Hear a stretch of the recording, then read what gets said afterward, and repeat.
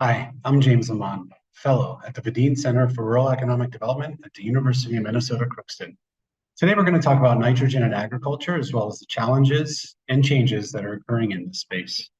Nitrogen's emissions are being reduced, and they continue to be reduced with a target of halving emissions by 2030. There's a lot of innovation in fertilization. Companies like Seagreen and Fertilizers are developing new technologies in this sector so they can decarbonize.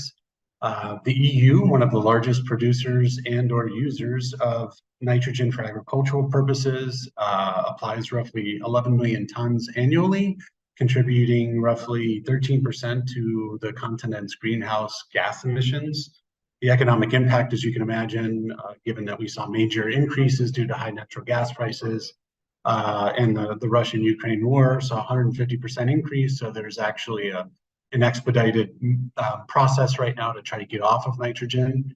And then globally speaking, there's plenty of decarbonization efforts underway as well to improve this, to reduce the greenhouse gas emissions, as well as improve agricultural production. So what you're seeing in food preservation and use is within the space of redistribution of nitrogen fertilizer, because they're looking to basically reduce the consumption by roughly a third without actually impacting the grain production throughout Europe.